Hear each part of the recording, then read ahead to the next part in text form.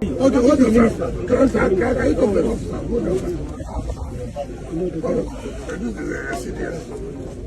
sir. Morning, sir. I'm fine, thank you, sir. Sir, yes, sir. Afternoon, sir. I'm Navy Lieutenant Yerima, sir. Security Officer to Vice Admiral for Buratai. Yes, sir. So I'm here on the orders.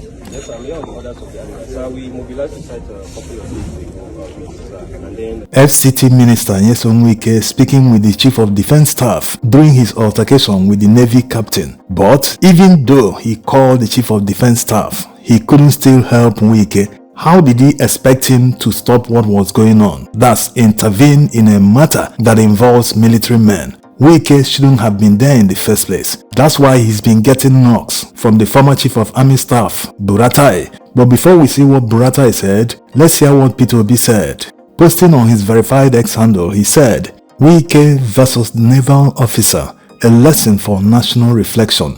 The recent needless altercation between the FCT minister, His Excellency Barrister Nyesom Wike, and a naval officer are yet another unfortunate reflection of the growing institutional disorder in our country.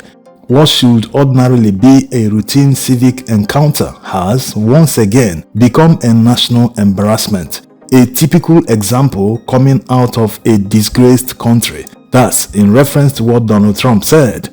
Continuing, he said, beyond the personalities involved, this incident raises fundamental questions that demand honest national reflection. Should the military be used for purely civil operations? If proper protocols were in place, should a minister's intervention in such a matter be in such an indecorous manner? Shouldn't there be clear boundaries between administrative authority and the duties of security agencies? What does this say about our respect for institutions and the separation of powers? Why are our men and women in uniform so often drawn into civilian disputes? Why has the culture of due process and civility given way to public spectacle and confrontation? If our institutions worked as they should, would tempers flare in situations that should be handled by clear procedure and hierarchy? Above all, what example do incidents like this set for our younger generation about leadership, discipline, and the rule of law? These are not just questions about one incident, they go to the very heart of how our nation is governed. When public officials act beyond institutional norms, and when security agencies are used in ways that blur their professional boundaries, we weaken both governance and public trust. We must learn from this episode. It is time to rebuild a nation where institutions are stronger than individuals, where public office is exercised with humility and restraint, where the dignity of our uniformed officers and the rights of every citizen are upheld. A country that aspires to greatness and feels insulted when referred to as a disgraced nation must replace the culture of impunity with the discipline of law, order, and respect for due process. Repeatedly, I have maintained that to occupy an office and be referred to as His Excellency, distinguished, or honorable, how we get to such an office and our character and behavior while holding it or out of it should reflect such exemplary titles in all ramifications.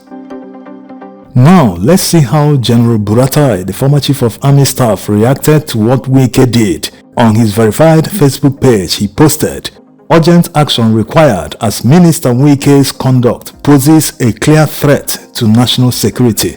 The events of November 11, 2025, involving the Minister of Federal Capital Territory, Barrister Nyesom Wike, demand an immediate and serious response. His public disparagement of a uniformed officer of the Nigerian Armed Forces transcends mere misconduct. It represents a palpable threat to national security and institutional integrity.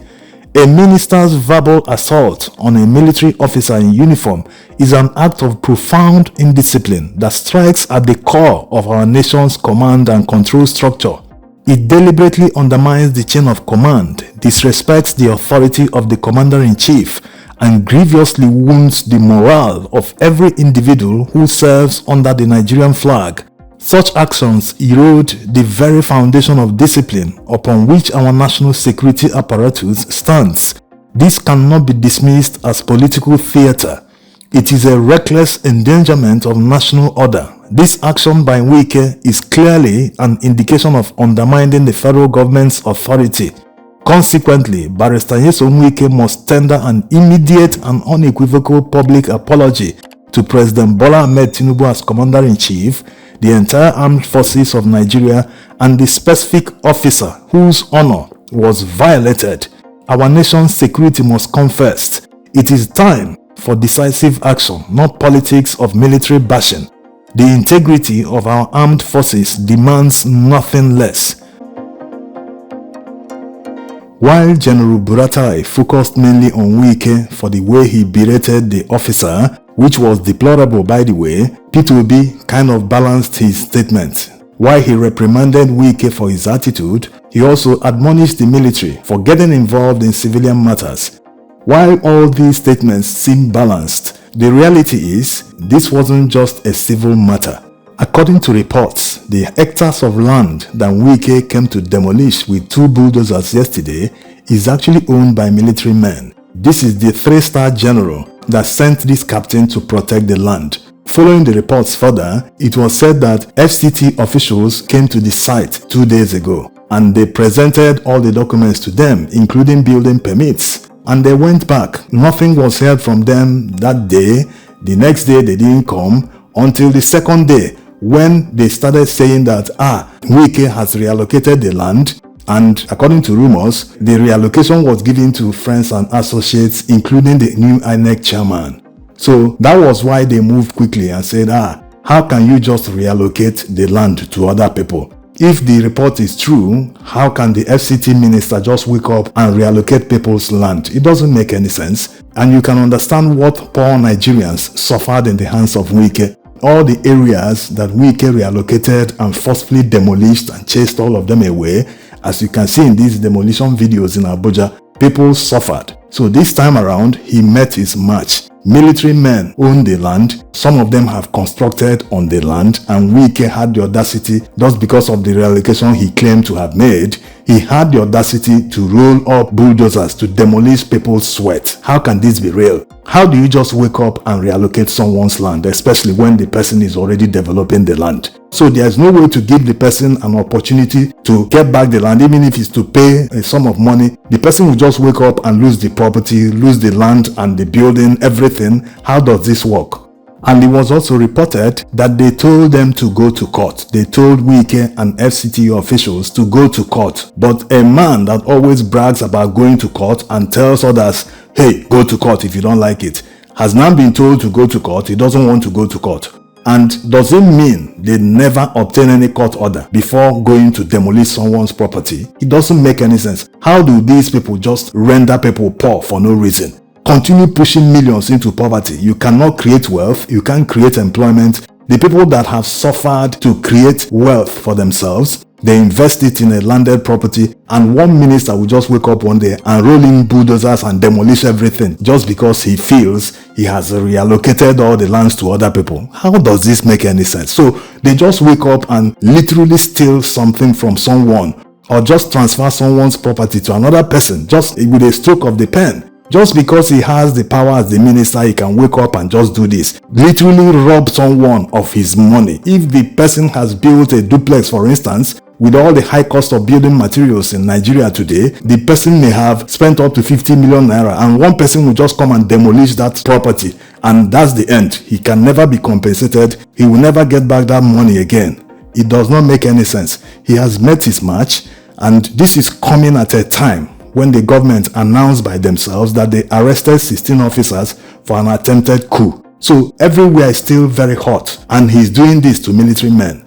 He shouldn't be there in the first place. That's the reality.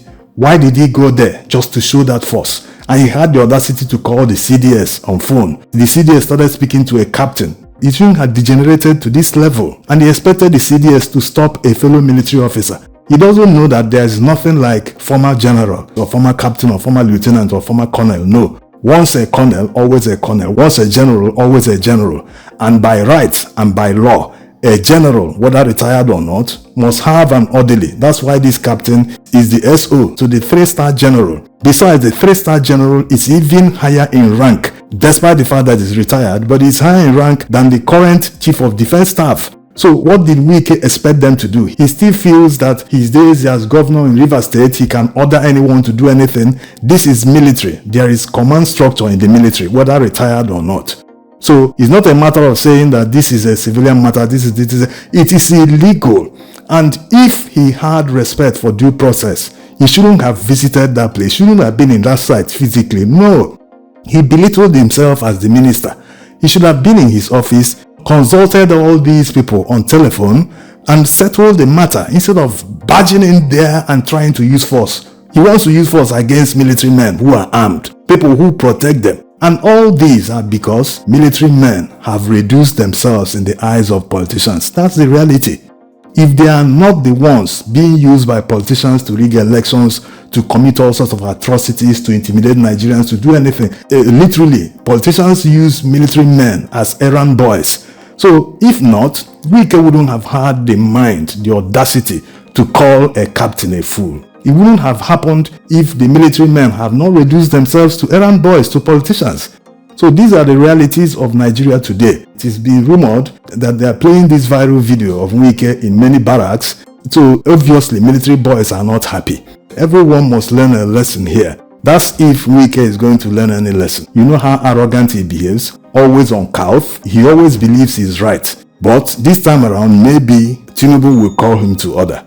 And to tell you that we have a serious failure of leadership, something like this happened and no press release from the presidency up till this moment. It's been more than 24 hours.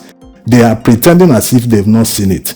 Proper leadership means that something like this happens in a country. You must release a statement, whether to support the military or whether to support your minister or to be neutral. Whichever it is, they must understand that they must release a statement. That is leadership, because Nigerians are discussing this. The presidency must intervene and say something about it. Don't pretend. Don't keep mute. Keeping mute is not an option. You must respond. So these are the leadership failures. If they fail to respond, maybe tomorrow something worse might happen and no one will be able to take any direction because they didn't respond the last time. The military men involved might say, after all, the last time they didn't say anything. So we don't know which advice to take. We don't know what is right or what is wrong. So the worst might happen in future if he fails to advise himself. Thanks for watching.